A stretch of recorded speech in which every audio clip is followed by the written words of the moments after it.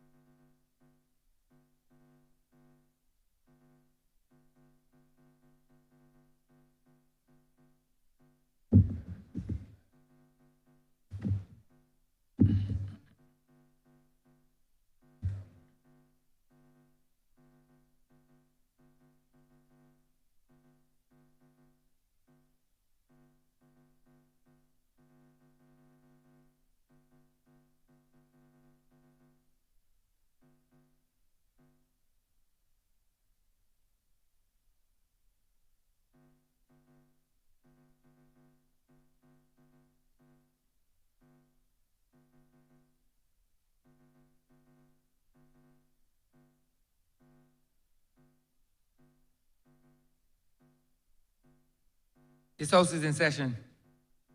Minutes of the meeting held on Tuesday, 16 September 2025 and Tuesday, 28 October 2025 to be confirmed.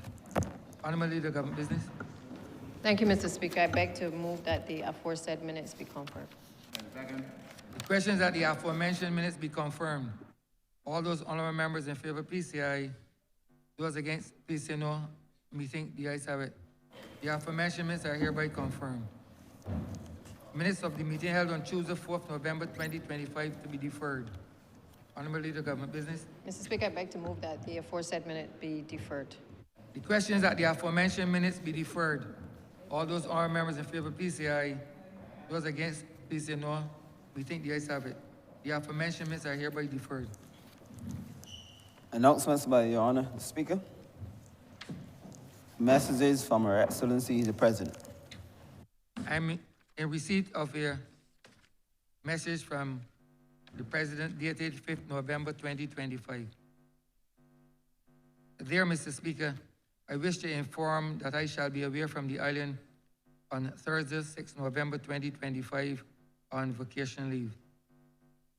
In accordance with the provisions of Section 33 of the Constitution, the Very Reverend Dr. Jeffrey Douglas Gibson will perform the functions of the Office of President during my absence. As the Honourable the House of Assembly will not be meeting prior to my departure, it will not be possible for the usual formal message to be sent to your chamber. Will you therefore please bring my absence formally to the attention of the Honourable the House of Assembly when next it meets? Yours faithfully, signed, President. Petitions and papers.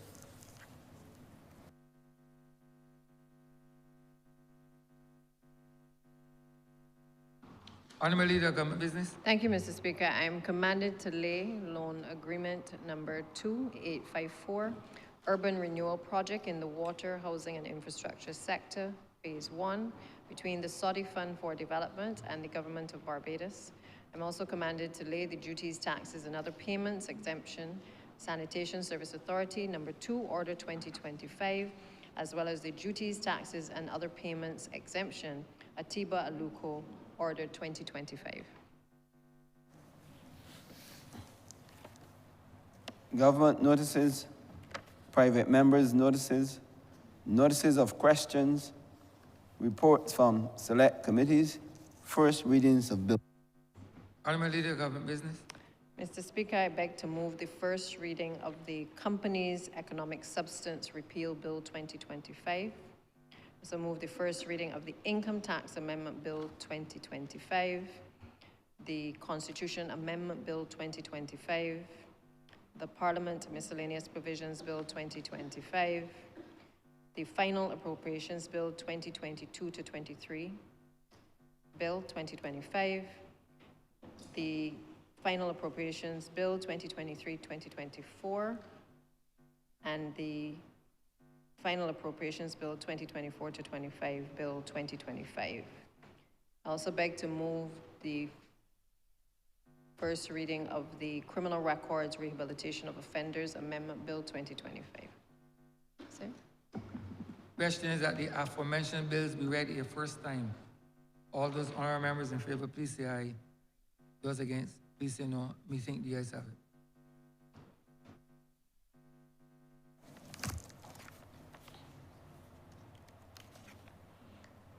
Statements by ministers.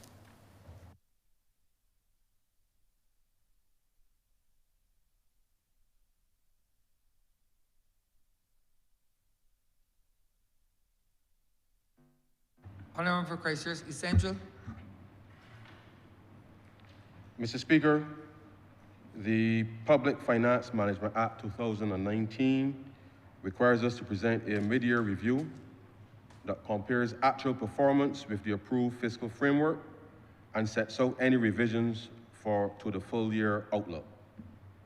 The report before this Honourable Chamber covers April to September 2025, presents the revised framework to March 2026, and identifies the main risk and actions for the second half of the fiscal year. Mr. Speaker, the international backdrop is still uneven.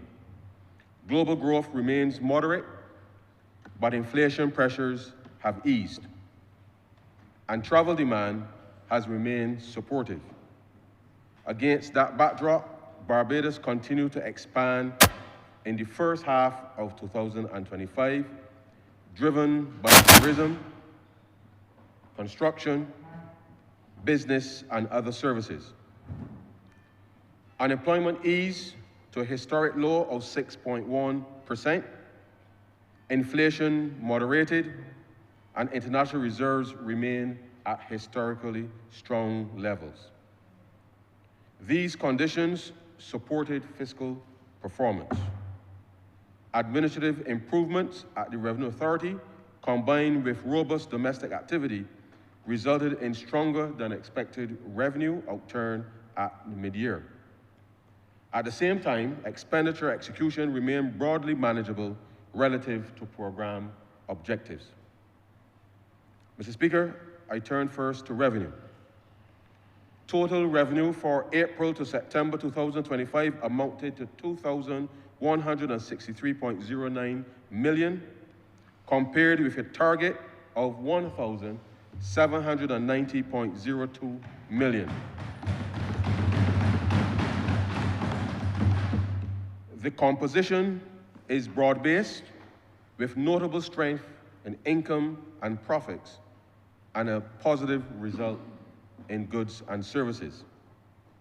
Income and profits collection total $933.74 million against a target of $517.6 million. Within that, net corporation tax reached $639.45 million, compared with the target of $229.1 million, reflecting prepayments and settlements by some taxpayers, including in-scope multinational groups. Net income tax was $274.85 million, compared to $265.9 million, and withholding tax was $19.41 million, compared to $22.56 million. Mr. Speaker, goods and services revenue amounted to $811.05 million, above the target by $15.56 million. The main movements were value-added tax, which overperformed by $19.82 million, $576.33 million versus $556.51 million. Excise, which underperformed by $12.36 million, $107.91 million versus the target of $120.25 million. And other goods and services, which exceeded target by $9.44 million, $48.62 million collected versus $39.18 million as the target. Property revenue was $170.27 million, $19.13 million below the target of $189.36 million. International trade taxes were $122.21 million, $17.05 million below the $139.26 million target, and non-tax revenue was $83.11 million, $17.26 million below the $100.37 million target. Special receipts were $34.25 million, $4.95 million below target, and stamp duties were $8.46 million, $290,000 below the target. Mr. Speaker, total expenditure for the first half of the fiscal year was $1,910.42 million, $69.35 million above the target of $1,841.07 million. The large divergence were current transfers at $586.56 million, $84.48 million above target, and capital expenditure at $266.07 million, $69.89 million above target. These were partially offset by interest at $276.43 million, some $85.65 million below target. Wages and salaries were $405.8 million, $6.63 million below target, and goods and services were $333.79 million, $5.60 million above target. The fiscal balance recorded a surplus of $250.67 million, approximately 1.65% of GDP, compared to a projected mid-year deficit of $51.04 million. The primary surplus was $529.1 million, approximately 3.47% of GDP, compared to a projected $311.04 million. The outturns are explained by stronger than expected revenues, led by corporation tax and value-added tax, with wages and salaries tracking closely to plan. Lower than expected interest was observed in the first half, while transfers were higher and capital payments were front-loaded. Mr. Speaker, the revised framework for March 2026 projects total revenue of $3,864.51 million and total expenditure of $3,905.73 million, implying an overall deficit of $41.22 million, around 0.27% of GDP. The revised primary surplus is $676.80 million, equivalent to approximately 4.44% of GDP. To deliver the revised framework, we have resequenced the capital program to match confirmed procurement timelines, tighten in-year transfer controls to public entities, and maintain cash and arrears monitoring on a rolling cycle so that payments remain orderly through the fourth quarter. Mr. Speaker, on public debt and financing, debt service in the first half reflects a liability management operation that prepaid portions of our obligations to the International Monetary Fund under the Extended Fund Facility and partially addressed the 2029 International Eurobond. Interest outlays were contained relative to the target. The residual financing need for the second half is modest and is expected to be met from policy deposits, domestic market activities, and if required, the overdraft facility. Mr. Speaker, the objective remains clear. We will maintain a strong primary surplus, safeguard and prioritize social and investment spending, and keep debt on a sustainable path. The revised balances are consistent with that objective. Mr. Speaker, there are positives to highlight. Revenues are running above target. VAT refunds are above target. Wages and salaries are on plan. Interest payments are tracking below the original target. International reserves remain strong, providing confidence in external financing conditions. However, there are also headwinds to manage. Transfers to public entities are above target and must be held within the revised ceiling. Capital execution needs closer oversight to meet delivery schedules in the second half. International trade taxes and selected non-tax heads are below target and will require continued focus on compliance and collections. External risks include a softer global demand, fluctuations in commodity prices, and weather-related shocks.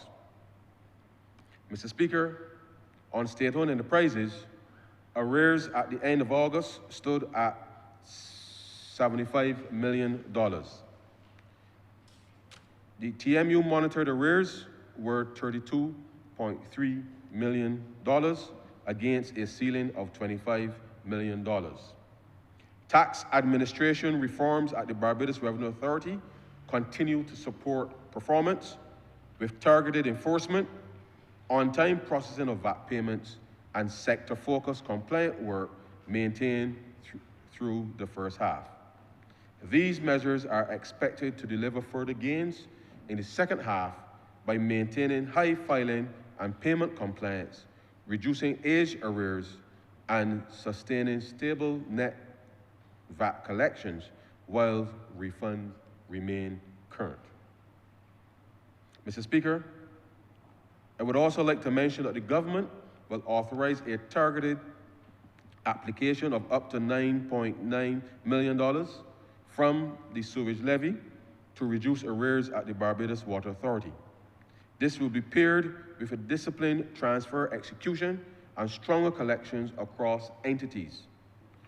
Where user charges do not cover costs, fee or tariff adjustments will be advanced, particularly in utilities. Mr. Speaker, tax administration reforms at the Barbados Revenue Authority continues to support the fiscal performance.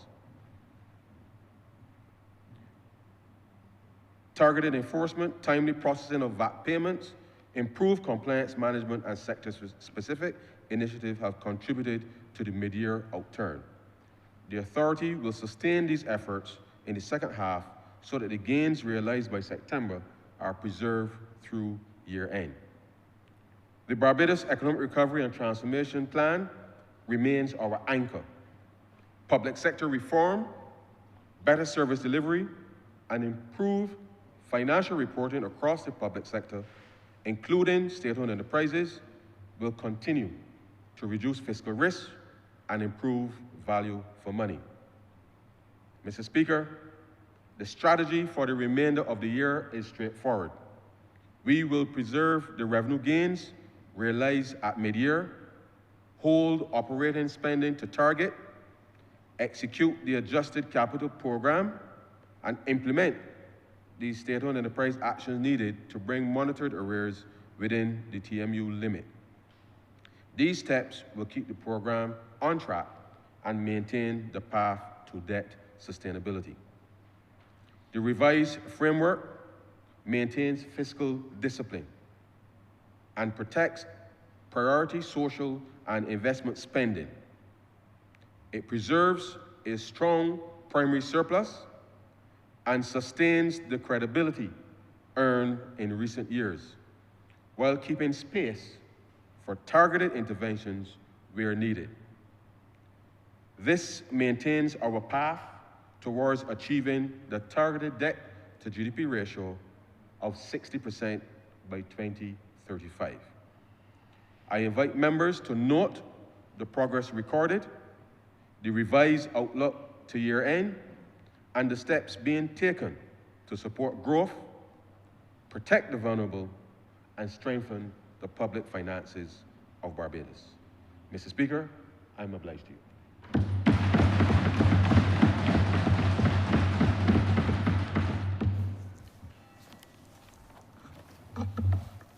Congratulatory and/or obituary speeches, personal explanations, motions for leave of absence, oral replies to questions, notices of motion for the adjournment of the House on matters of urgent public importance, orders of the day. Honourable Leader, Government Business. Thank you, Mr. Speaker. I beg to move the suspension of Standing Orders 6, 16, 18, 20, 42, subsection 5, 43, and 44 for the remainder of the day's sitting. Question is that the aforementioned standing orders be suspended for the remainder of the day's sitting. All those honourable members in favour, please say aye. Those against, please say no. Methinks the ayes have it. The aforementioned standing orders are hereby suspended for the remainder of the day's sitting.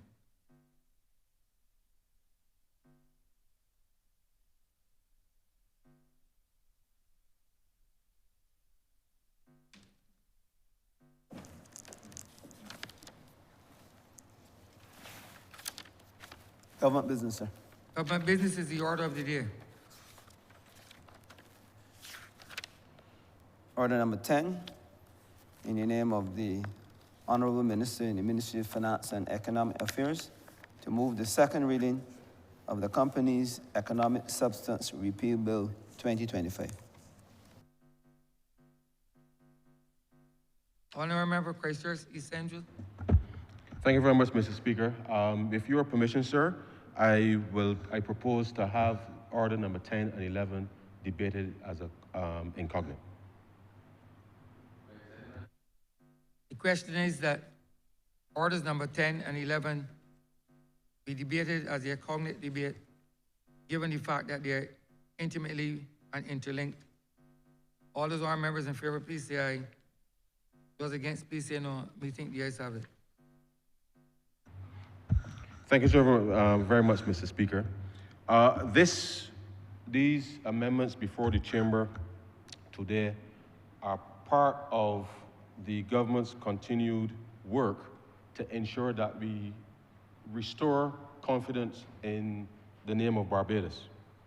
You would recall, sir, in 2018, when the former member for St. Michael North brought, I believe it was 14 pieces of legislation here, sir, to provide for the convergence of taxation in Barbados between what was then the offshore sector as well as the domestic sector, which was as a consequence of an agreement before we came into office in May of 2018. And so we have been on a journey which has been, I think, a very fruitful one, because Barbados then, sir, was known as a low tax jurisdiction, and we were on every list, sir, possible to be on. Gray list, black list, blue list, all kinds of lists, sir, we were on. And the work that the government undertook has now seen us removed from all of those lists. But part of the reason of this amendment here, sir, is that when we, as part of our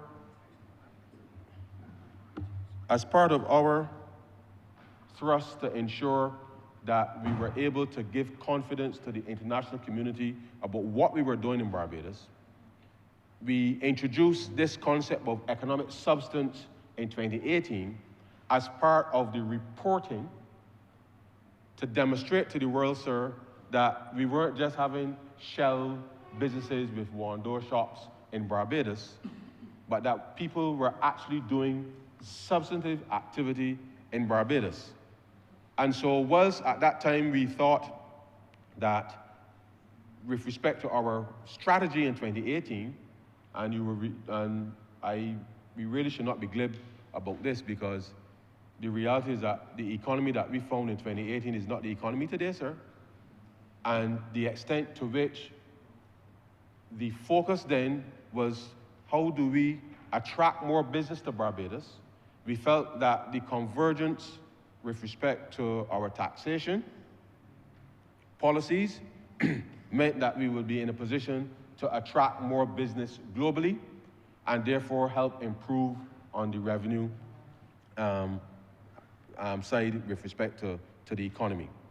And so we introduced this thing called economic substance as a mechanism to allow for our global partners to have information about what was happening in Barbados. And when I say global partners, I mean specifically that if the competent authority, meaning the entity that is responsible for administering tax in any jurisdiction, wanted to know what a company that was domiciled or predominantly headquartered in their jurisdiction, what they were doing in Barbados, that our Barbados Revenue Authority, in collaboration with the International Business Unit here, would present information to that other tax authority in order to show that we were not allowing companies, sir, to shift their profits in order to avoid paying taxes in those jurisdictions. And so we came up with this economic substance piece of legislation in order to ensure that all of our companies and all of the people who chose to do business in Barbados, that this exchange of information with one tax authority with another would be in place so as to ensure that the work that we were doing, and I know the Honourable Attorney General on a parallel track was working with all of the regular agencies in government, working on the issues related to the Financial Action Task Force, sir, working on issues related to FATCA, working on issues with respect to money laundering, AML and money laundering issues, which are complementary with respect to the tax reforms that we were undertaking at the time. Because having agreed to automatic exchange of information amongst tax administrators globally, this would have been part of the toolkit, if you like, sir, with respect to saying to all and sundry that Barbados is not, was at the time, we may have been regarded as a low tax jurisdiction, that the entities operating in Barbados, sir, were doing things of substance, and that we weren't allowing companies just to come here to avoid paying taxes elsewhere. And so that was the basis for the introduction of the Economic Substance Bill in 2019, late 2018, early 2019, sir, as part of how we were going to use our regulatory framework to defend Barbados' name. Fast forward, sir, what would have been 3 years, the world then agreed that it was going to introduce this global minimum tax, the Globe rules. And we came to this chamber a couple of years ago to introduce the legislation that allowed us then to move our corporation tax again from the converged rates that we had in 2018, sir. And you remember, sir, there was a sliding scale. At the top of the scale was 5.5%, all the way down to 1% on a sliding scale based on the level of profit that a company made. And so with those Globe rules, sir, is a simple standard. Any company that is making more than 750 million euros, sir, or roughly 850 million US dollars, depending on the exchange rate of the day, sir, any company earned with turnover of that amount globally, countries agreed within the OECD framework, sir, that those companies must, no matter where they are operating, no matter where they're operating in the world, sir, there must be a minimum of 15% paid by those entities globally. To avoid the issues of companies setting up and going to different places, sir, in order to avoid paying taxes. So, if you are a company doing business in Barbados and you are writing your profits in Barbados, or a significant proportion of your profits in Barbados, then the work that we have undertaken allows us then to be able to certify that whilst, yes, we have agreed to move the tax rate to 9%, which is for everybody, with the exception of small businesses, and I will get into that in a little bit, that all the companies now, sir, that are quoted as in scope, meaning all those companies with above that threshold, are now meeting that standard of paying 9%. So you just heard me in the statement, sir, speak to the fact that the revenues have been performing because of the prepayments framework that we've put in place. And so, as a result of that specific intervention, sir, it means now that Barbados is no longer deemed to be a low tax jurisdiction, notwithstanding the fact that we still have a couple sectors that are taxed lower, like, for example, insurance and international shipping. The reality is that the majority of business in Barbados is now have met the standard, quote unquote, with respect to what we have agreed, because the top-up tax of 6%, which would apply, sir, to those companies that are in scope, the companies that earn more than 750 million euros annually, that are in scope, those companies now will be subject to the 6% top-up tax, which allows us to report to any competent authority. So our Barbados Revenue Authority will be able to report to the Canadian Revenue Authority, I suppose it's His Majesty's Revenue and Customs now in the UK, and any other tax office in the world, that any of those companies that are operating in Barbados and writing profits in Barbados, that we now will be able to certify, self-certify, that we now meet the threshold to avoid being labeled as a low tax jurisdiction. So whereas before, when some of these companies, and as you know, sir, these companies don't make a little bit of money, sir. When you see the things reported in the Financial Times and Bloomberg, sir, the quarterly profits that are being declared by some of these companies globally, they're significant sums. And so our ability now to report on what is actually happening in Barbados means that whereas in the past, every company operating in Barbados there was a requirement to do reporting under the economic substance framework. So now that we have moved to a new tax structure, sir, it means that these large companies will no longer have to do this thing called economic substance reporting. And that is why we are here today, sir, to be able to not just repeal that specific part of the act, but to give with respect to the fact that because the income tax amendments that we did a couple of years ago, sir, that with that now, those companies, we will now remove the substance reporting from those companies. Now, let me say, sir, that there may still be some companies, even though they are not in scope with respect to meeting the threshold, there may be some companies, they are doing business here in Barbados, they don't meet the 750 million euros threshold for the top-up tax, but those companies still have to, with respect to where we are now, may still have to be pending on the structure of the business, and especially with respect to the fact that we have had changing, how should I put it?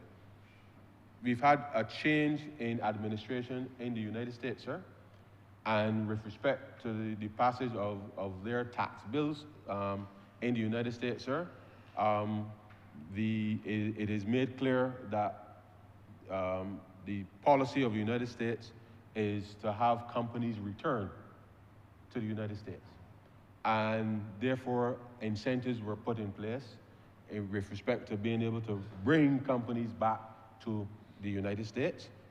And so we have been monitoring to see the impact that that could have on those companies that would ordinarily operate in Barbados, and what that would mean with respect to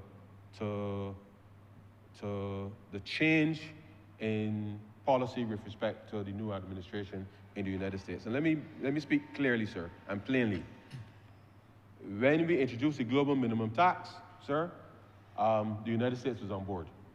With the change in administration, they withdrew from the global minimum tax arrangements. And earlier this year, against all, well, everybody's protests, we currently have almost a dual regime where US companies have a different standard than any other company globally, sir.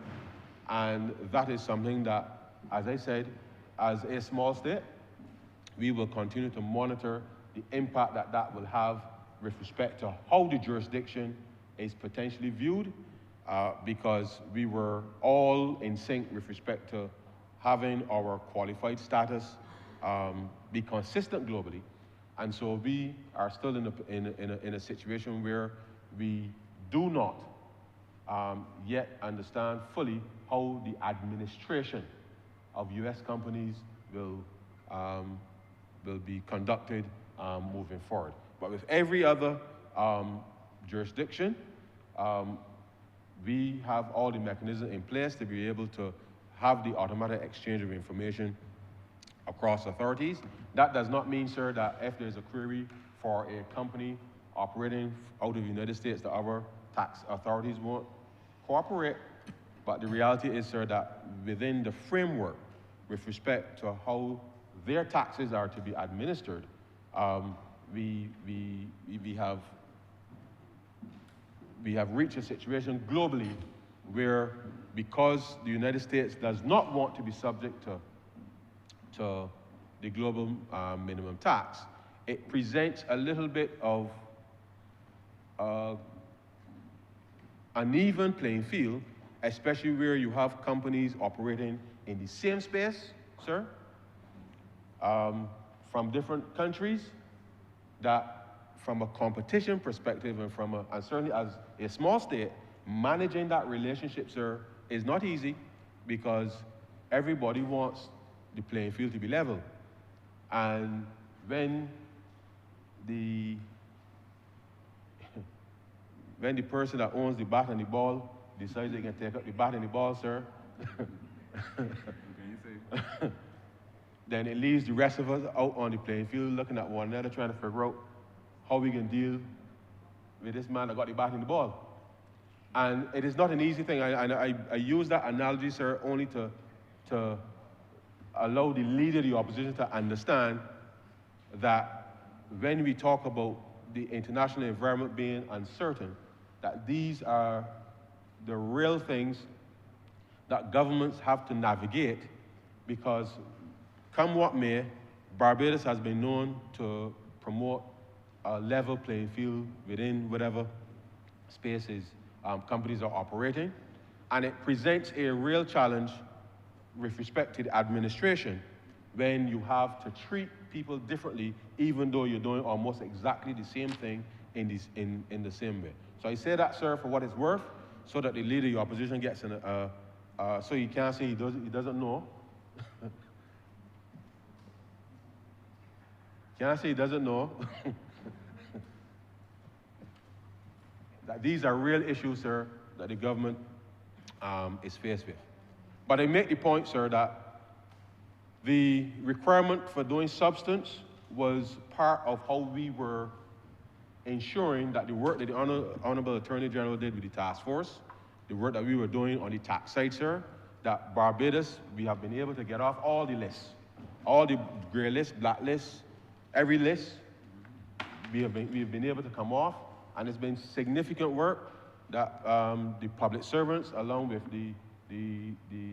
some of the service providers, the accountants, the lawyers, and those people who advise on tax and where businesses come, a significant amount of work has been undertaken by the private as well as the public sector officers in trying to get Barbados to where we are.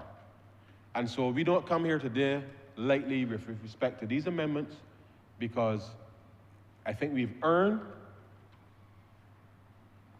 our reputation, again, sir. We've earned our credibility.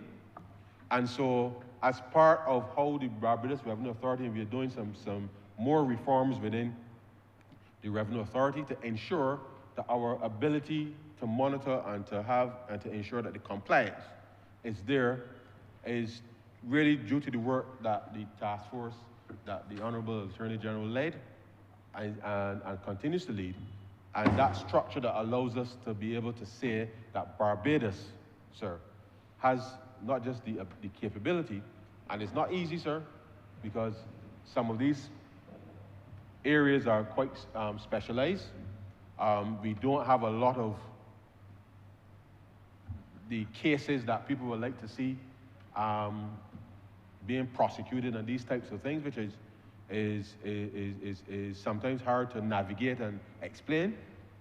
But we have done the work to ensure that not just on the legislative side, but as far as possible within the offices of all of these institutions, from the Central Bank to the FFC to the FIU to BRA, whole range, KIPO, not KIPOs, Business Barbados, a whole range of offices, bank supervision at the Central Bank, a whole range of areas, sir, that we have been able to put a framework in place that allows us to say to the world that the businesses that are operating in Barbados under the regime that we have just rolled out about just under 2 years ago, sir, that we can self-certify and the rest of the world can know that our word is our bond, quote unquote, and that they can trust what we say. Now, having said that, sir, you will recall that when the Prime Minister introduced the bill to bring in the Globe rules, she also indicated at that time that insurance, which is taxed at 0 and 1%, shipping, and she also introduced the concept of the small businesses will be taxed at 5.5%. And we also put a regime in place with respect to being able to attract businesses in Barbados.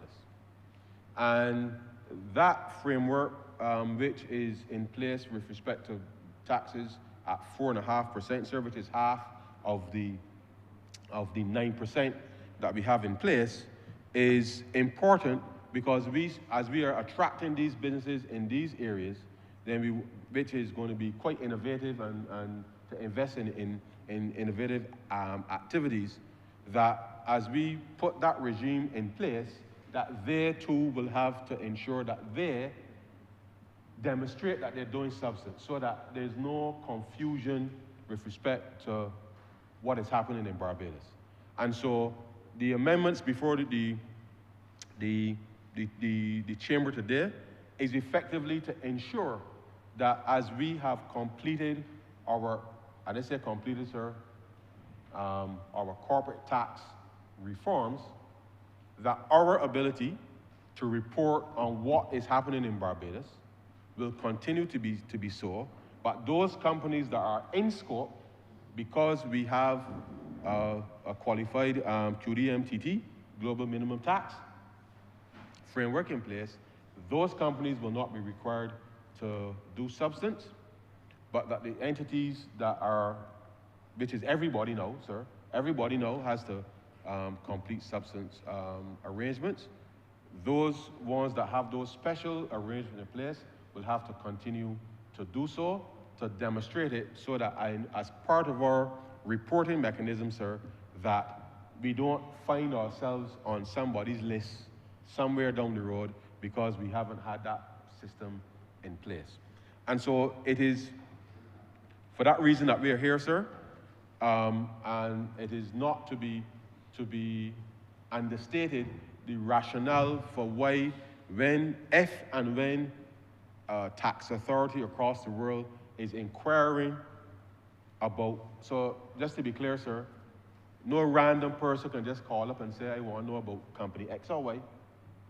It is the relevant tax authority who will contact our Barbados Revenue Authority as the competent authority in Barbados to say, I want to know what is happening with this specific entity. Sometimes, sir, there may very well be some investigation from a law enforcement perspective, and that too will come through the competent authority process in that way. And so long as we are satisfied that it meets those regulatory standards, then our Barbados Revenue Authority, acting as a competent authority, will be able to deliver as the information within that framework. Across the globe, sir, there's something called a Common Reporting Standard, which we've put in place since, I think, about 2017, sir.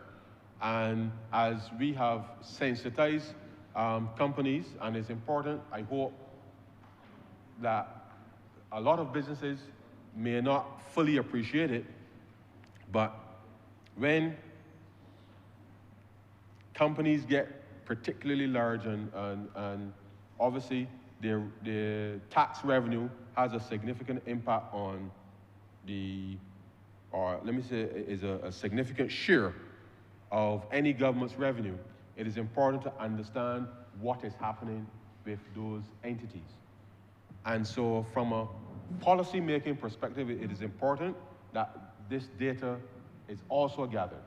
And I say that for all businesses in Barbados who seem to think, sir, that the only reason that we want to know about you is because we want to collect tax from you. And that is not necessarily so, sir. It is not necessarily so. Yes, we want to make sure that you've paid the right amount of tax.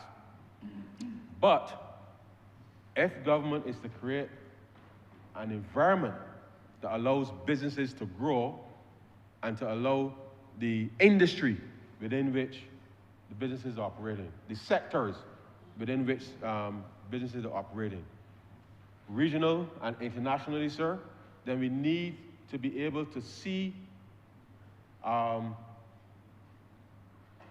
collect information that allows us then to determine, sir, what are the things that government can do to respond to be able to provide that framework or environment that they would like to see. And in as much as these large companies are accustomed to sharing information with their tax authorities, because they have to. In Barbados, there's still a lot of too many businesses that, one, don't invest in their own internal systems to collect data and to manage it. And having collected it, share it with the government. So that, obviously, anonymously, sir, because whilst the government we are not interested in your strategic day-to-day operations in that way. What is important is that if government is going to map out and clear the way of any hurdles, then we must have as much of the relevant information as possible to allow for good policy making to take place. And so I make that point in the context of saying, whilst being able to demonstrate that you are conducting yourself of substance, I don't think it should just be to report to tick a box so that people don't put us on a list. I think if we want our company, sir, to move from small to medium to large to regional to international, then there must be an appreciation that investing in your ability to mine data and to understand what's happening in your environment is important, because as things change globally and the environment within which we're operating changes, and it's changing very quickly, sir, then if government is ever to be in a position to effectively respond, then information must be forthcoming, and not forthcoming because you're in a crisis, because if you're only going to share information, sir, when you're at crisis point, then it's basically too late. And therefore, I want to say to Barbadians and to all companies operating in Barbados that the Barbados Revenue Authority is really your friend, sir. It's really your friend, because it is that entity that collects a whole range of data and information about your company and about companies similarly operating in your space, that allows you to know whether or not you are gaining in market share, or whether you're getting bigger in a smaller market, sir.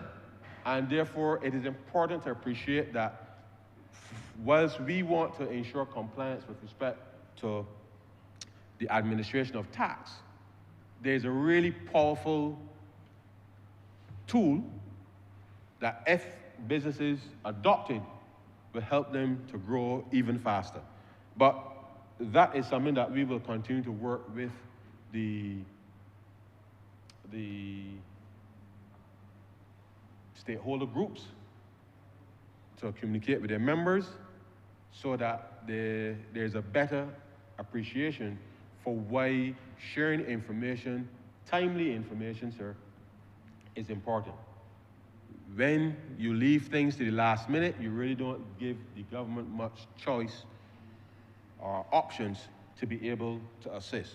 And therefore, whilst we're talking about economic substance, I would want to see and I urge businesses to please adopt a different approach to how they collect and share data, because this is, as we try to navigate and to bring new industries into the country, that we want to do so in a manner that allows for strategic partnerships to happen within the private sector, that people are sharing information openly, and that the other part of it too is that it means then that ordinary Barbadians, sir, when they got a few dollars to set aside, as we are seeing a lot of interest in the T-bill market, in the bond markets, as we continue to roll that out, sir, that I want to see more and more corporates, and by corporates I mean, sir, whether you're a small business, medium-sized business, or the large ones, that the ability to share your information with the market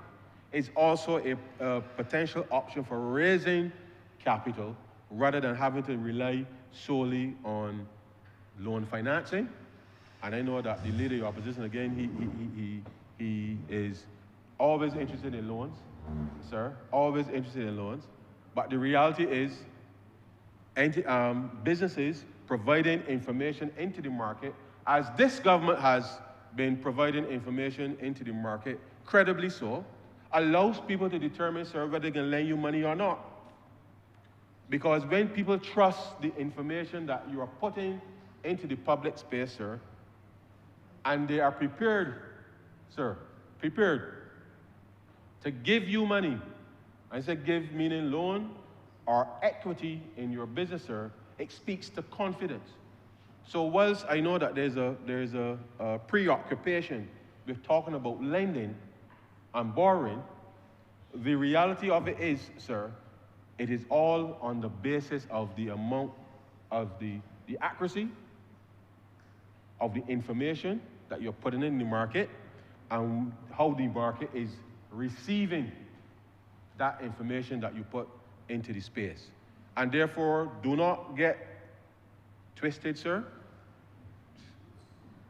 If businesses are to grow in this country, if this country is to meet its development objectives, sir, then we all, government and the private sector, sir, when it comes to providing information, credible information, sir, it is a critical part of the toolkit, sir, with respect to being able to go any place and say to an individual or a business, a bank, an investment bank, a pension fund, or whoever, sir, that the information that I'm sharing with you is credible, and therefore you can trust this information.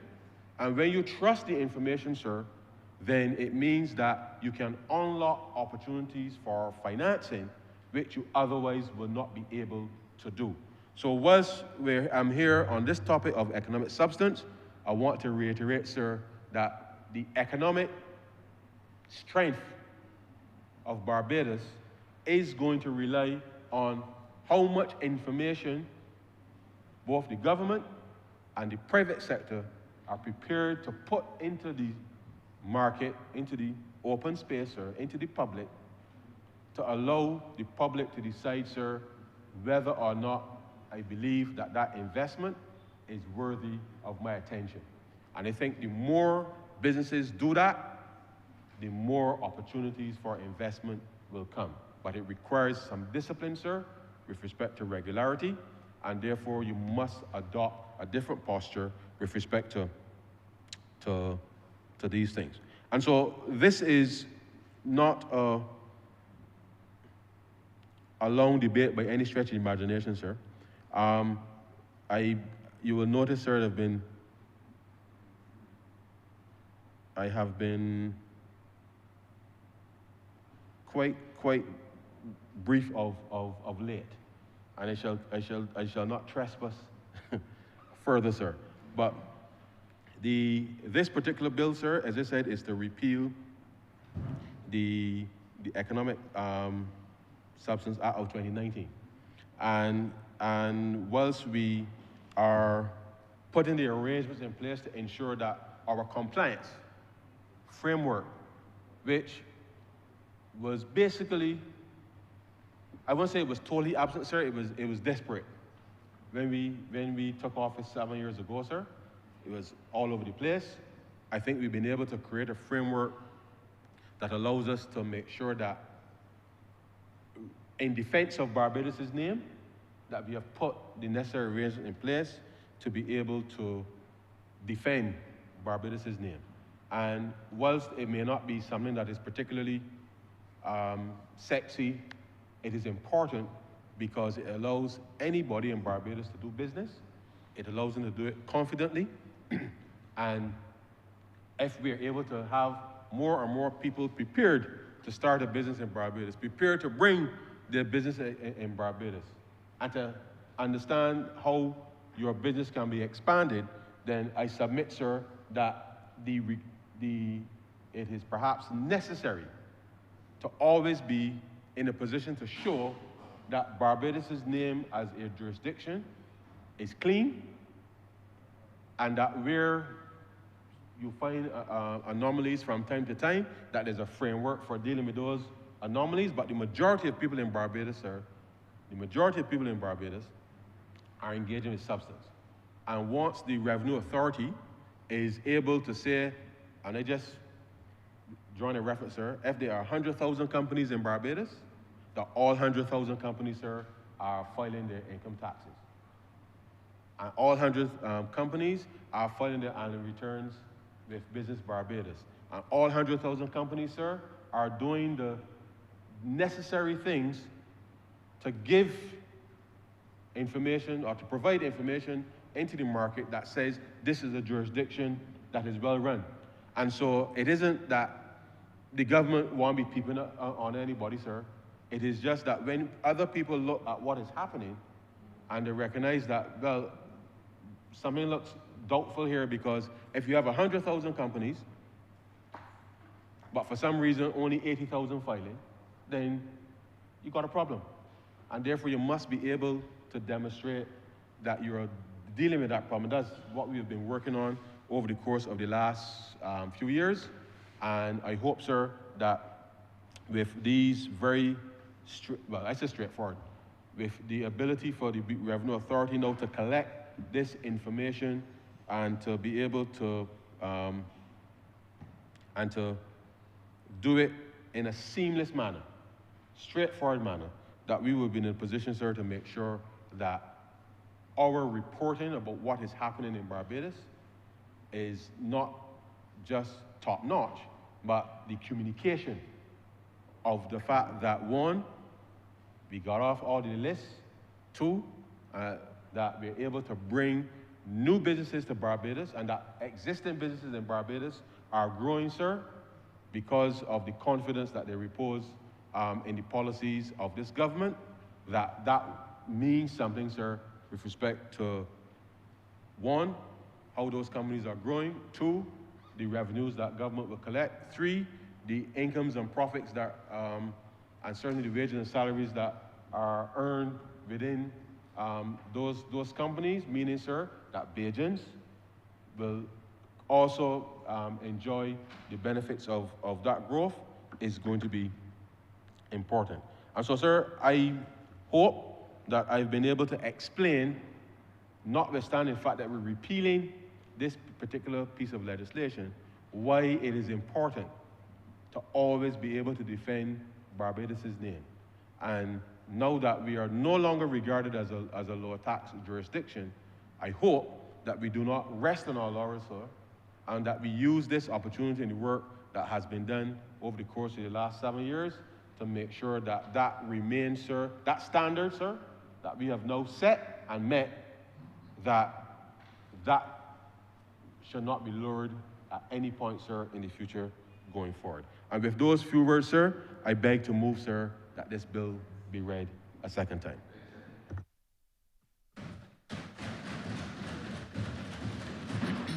Honourable Leader of the Opposition. I'm obliged to you, Mr. Speaker. Permit me to say a blessed and a pleasant good morning to all 9 members of the government who were present when the Honourable Member began his speech. I know that, well, I don't know. I may come to feel flattered that the Honourable Member for Christchurch East Central is now treating me as his one-person audience, since it seems to me that when he comes here and speaks very intelligently, that his colleagues seem not to be interested in what he says, and that tends to be reflected in body language. But I want to assure the Honourable Member for Christchurch East Central that I do appreciate that these days in his speeches he's treating me as his private audience. And I want to say to him that, through you, sir, of course, that I do feel very special, very flattered that he appears to be treating his speeches in here as a private exchange between the two of us. And if he intends to teach me I want to confess to him that I will be his very good and attentive student. And I want to further assure him that I have been his very good and attentive student today. I do this at risk, of course, that it may appear as if we're developing something of a mutual admiration society between the two of us. But I wouldn't want to have him explain to his leader what appears to be an emerging relationship of mutual admiration. He does come here and always does his job with such admirable diligence. Although I don't agree with a lot of what he says, it is the intent, it is the seriousness with which he attains to his duty. And I did learn a lot this morning.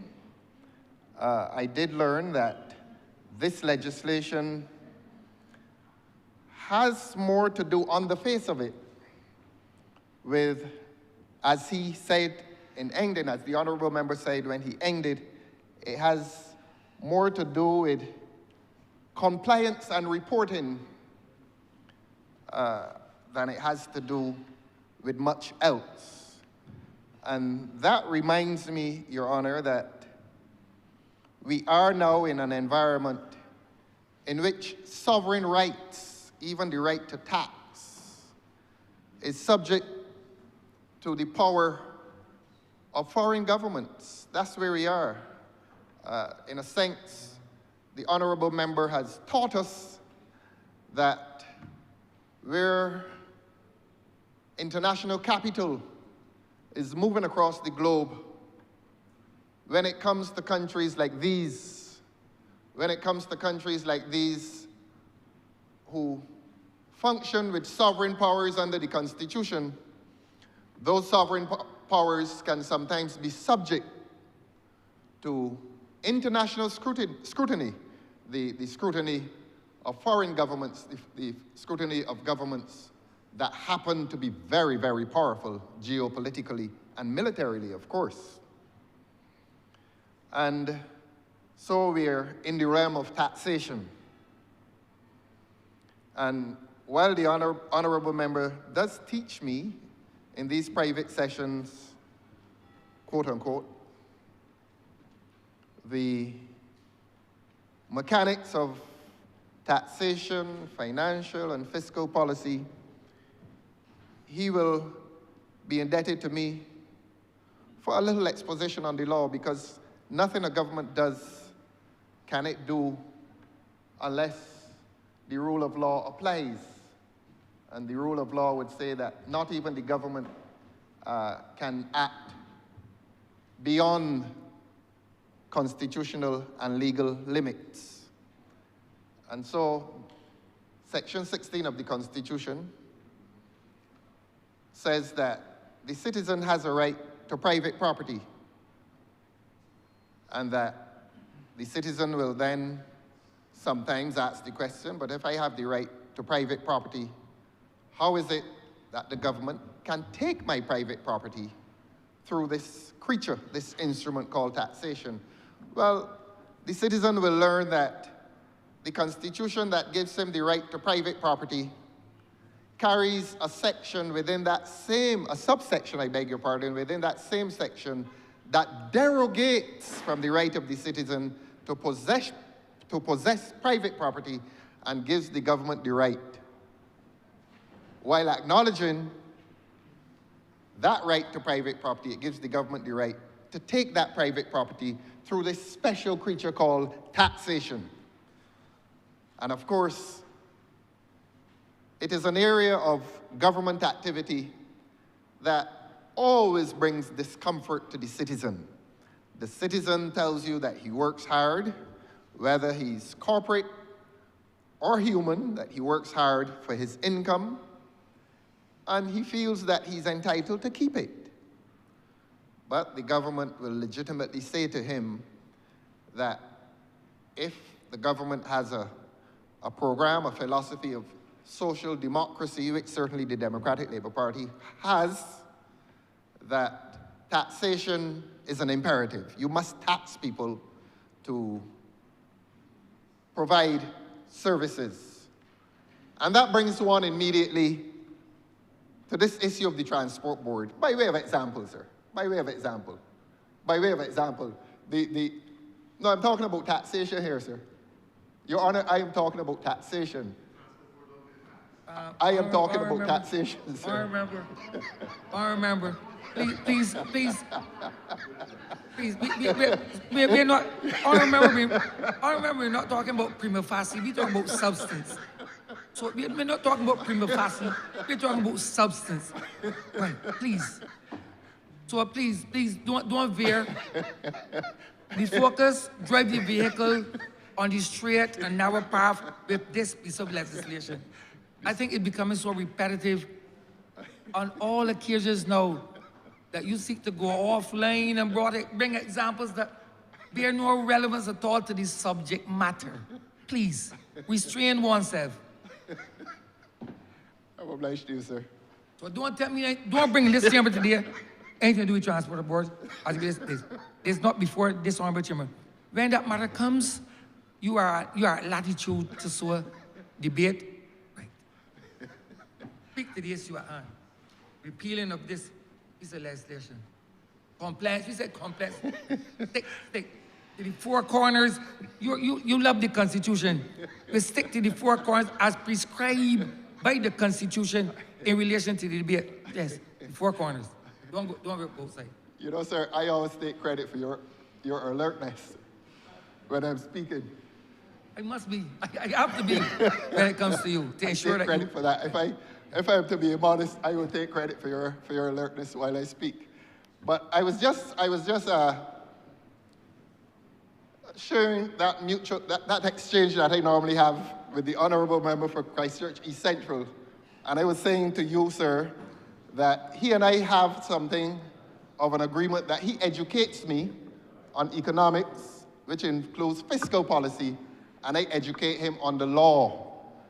And that exchange converged around the issue of taxation.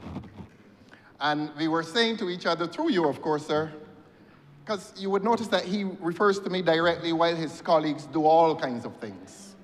And he had educated me on economics, and in fair exchange, I was educating him on the law. And I was saying to him that taxation, while spurned upon by the citizen, is justified by the Constitution, because the Constitution gives to the government the right to tax. And then he and I went on to exchange that the government taxes so that it can maintain certain social services. That's what he and I were agreeing to. But he didn't say that, sir. So there's no agreement, and that's not even implied. Stick to what is before this chamber. And if you want to veer off, you will have the opportunity to go somewhere else and veer off. Not whilst I sit in this chair. And so, sir, he may well be a social democrat himself. He may well be a social democrat himself. And he will be the first to say to you that his duty to tax is related to the government's wish to provide social services, whether it is housing, ordinary welfare, education, health, or transport. I remember, no, please, for the sake of the chamber, you are trying to dance around. This is no dance session. You will not be allowed to circumvent what the law prescribes, what the Constitution prescribes. I know Section 16. That you're the Ophelia King. If you want to talk Constitution and the same right to property, I'm very familiar with that also. But you're not going to bring into here things that are not relevant at all. End of story, full stop. So you're not going to allow... No, correct, I'm not going to allow it. No, I haven't finished your question without... I'm not even letting you finish. You're not going to allow us to tell the public why a government taxes. I'm not going to allow you to talk things that are irrelevant in this court. This is my court. Well, this is my court. It seemed that the noises began when I refer to transport. I will drop the word transport and say that the government has the special constitutional right, even by way of derogation under derogation away from section 16.1, and it has the right to tax. We will not refer to the reasons why a government taxes, since you don't wish us to refer to those reasons, even if we are discussing social democracy. Honourable member, that has nothing to do with the issue before this chamber. Please read what is repealing, etc. You can read that better. Yes, I intend to read it, sir. I make no reference But, at all. You would not want to, in a parliament where free speech is cherished, to circumscribe debate within very narrow confines. I don't think you wish to do that, sir, since the honourable member, he's still here, the honourable member himself, and I don't think he minds, even if... Honourable member, they're going to do with what the honourable is like controlling this chamber, and I do it what you believe or what any member on this side believes. As the old people say, I call the shots in here. End of story. Well, let us just agree, Your Honor, within the manner in which you circumscribe the debate, to say that the government has the right to tax, but we now agree not to say why the government taxes. Let us leave that alone, Your Honor. Let us leave that alone. Let us not tell the public about the various areas into which the government puts that taxation, whether it is housing, education, health, or transport. Honourable member, you said that before, and I asked you to go on to leave it out. This is the second time you used those four things: education, transport. I told you to leave those, please. And I'm obliged for your alertness, sir. So let us move on, and let us move back to the legislation. We had reached the point after that minor contention as to what a government does with its taxes and what a government ought to do with its taxes. Let us press on to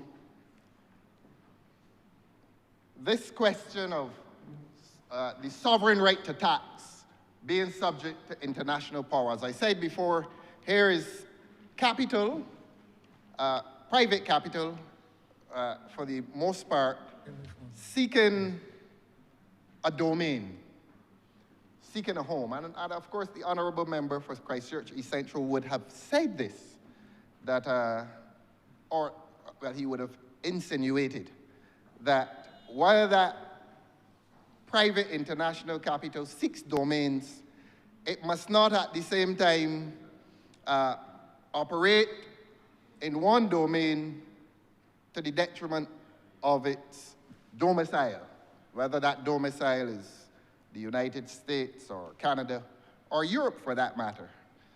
It must not come here and seek a haven that gives unfair advantage to the entity itself.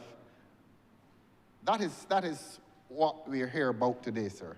So that you're probably right to take us back into the strict confines of this legislation. And I trust that in future, members will be similarly confined. I did notice, though, that the honourable member for Christchurch East Central took the debate into borrowing and lending. And I was wondering why that was done. Now, if I respond to what the honourable member said in relation to borrowing and lending, I think the honourable member said that we seem to have this obsession, this preoccupation with the government's habit of borrowing and lending. And supposing I said, sir, that there is no criticism that the government is not only borrowing but lending garbage trucks.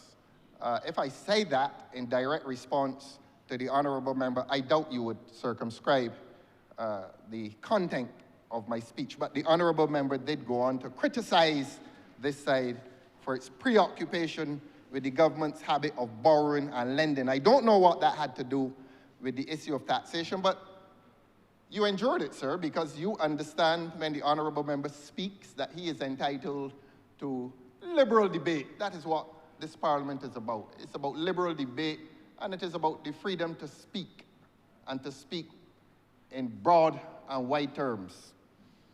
So let us come back then, Your Honor, to this question